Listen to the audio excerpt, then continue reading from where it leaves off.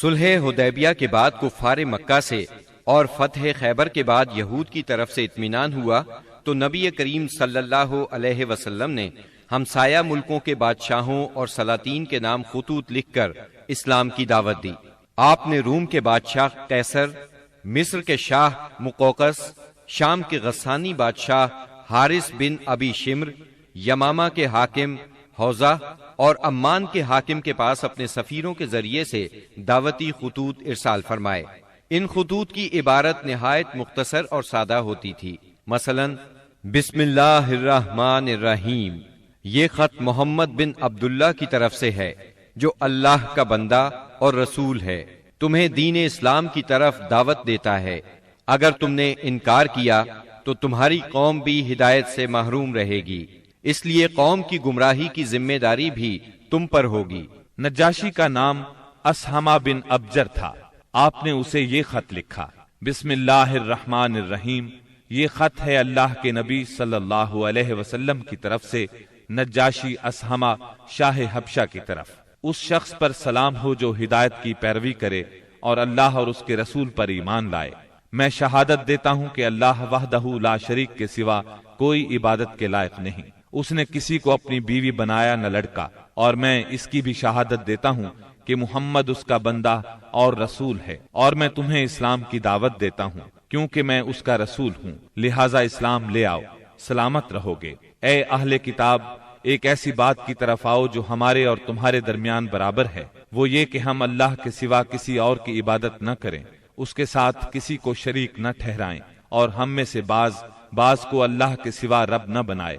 پس اگر وہ منہ موڑیں تو کہہ دو کہ گواہ رہو ہم مسلمان ہیں۔ اگر تم نے یہ دعوت قبول نہ کی تو تم پر اپنی قوم کے نصارہ کا گناہ ہوگا۔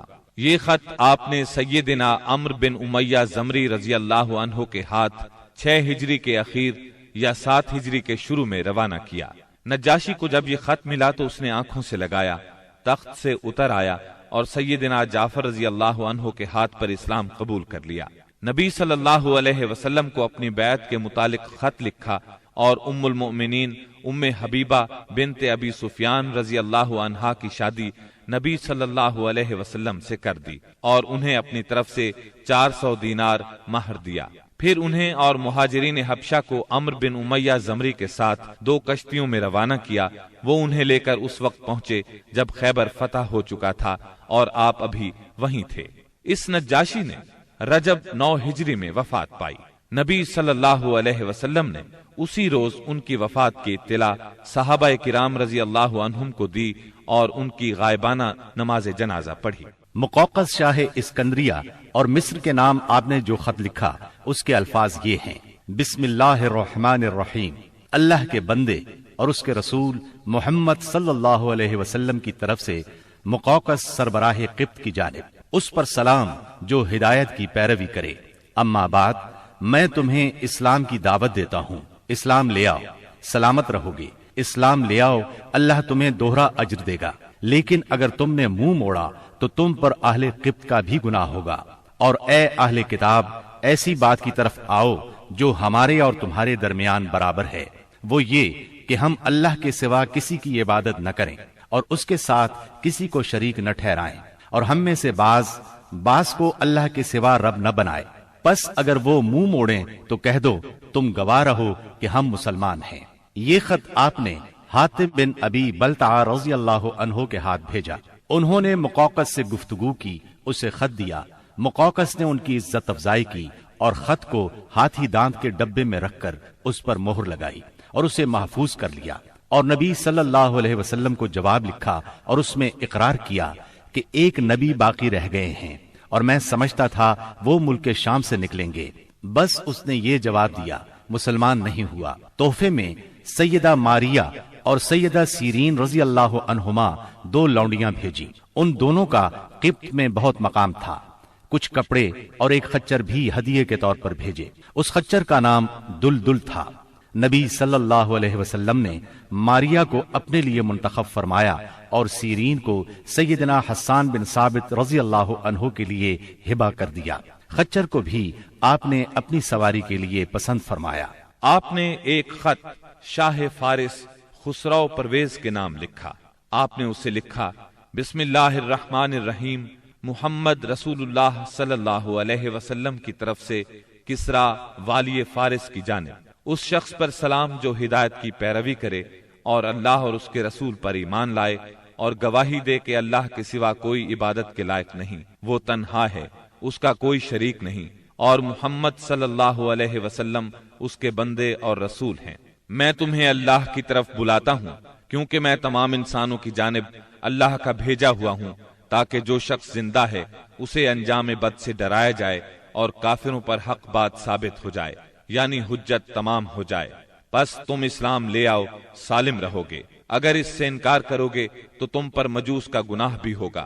یہ خط آپ نے سیدنا عبداللہ بن حذافہ سہمی رضی اللہ عنہ کے ذریعے بھیجا اور انہیں حکم دیا کہ اس کو عظیم بحرین کے حوالے کر دیں اور سربراہ بحرین اسے کسرا کے حوالے کرے گا۔ جب یہ خط کسرا کے سامنے پڑھا گیا تو اس نے خط کو پھاڑ ڈالا اور کہا، میری رعایا میں سے ایک حقیر غلام اپنا نام مجھ سے پہلے لکھتا ہے۔ رسول اللہ صلی اللہ علیہ وسلم کو اس کی خبر ہوئی تو آپ نے فرمایا، اس نے میرے خط کو پھاڑا، اللہ اس کی بادشاہت کو پارا پارا کرے۔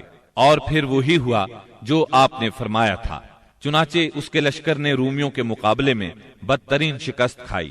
پھر خسرو کے بیٹے شیرویہ نے اس کے خلاف بغاوت کی، اسے قتل کر دیا اور خود بادشاہ بن بیٹھا۔ اس کے بعد وہاں ٹوٹ پھوٹ کا ایک سلسلہ چل نکلا، یہاں تک کہ سیدنا عمر فاروق رضی اللہ عنہ کے دور میں اسلامی لشکر نے اس ملک کو فتح کیا اور یہ بادشاہت ہمیشہ کے لیے ختم ہو گئی۔ آپ نے ایک خط حارث بن ابی شمر غسانی کے نام لکھا، یہ قیصر کی طرف سے دمشق کا امیر تھا۔ اس کے نام آپ نے جو خط لکھا وہ یہ تھا، بسم اللہ الرحمن الرحیم، محمد رسول اللہ صلی اللہ علیہ وسلم کی طرف سے حارث بن ابی شمر کی طرف، اس پر سلام جو ہدایت کی پیروی کرے اور اللہ پر ایمان لائے اور تصدیق کرے۔ میں تجھے دعوت دیتا ہوں کہ اللہ وحدہ لا شریک پر ایمان لیا، تیرے لیے تیرا ملک باقی رہے گا۔ آپ نے یہ خط قبیلہ اسد بن خزیمہ سے تعلق رکھنے والے ایک صحابی شجاع بن وہب اسدی رضی اللہ عنہ کے ہاتھ بھیجا۔ حارث کو خط ملا، پڑھ کر بولا، کون ہے جو مجھ سے میرا ملک چھینے گا؟ اس کے بعد اس نے مسلمانوں سے جنگ کی تیاری شروع کر دی اور شجاع بن وہب اسدی رضی اللہ عنہ سے کہا، جو کچھ دیکھ رہے ہو اپنے صاحب کو اس کی خبر کر دینا۔ پھر اس نے قیصر سے جنگ کی اجازت چاہی، مگر قیصر نے اسے اس ارادے سے باز رکھا۔ تب اس نے شجاع بن وہب کو تحائف دے کر رخصت کیا اور رخصت کرتے وقت اچھا سلوک کیا۔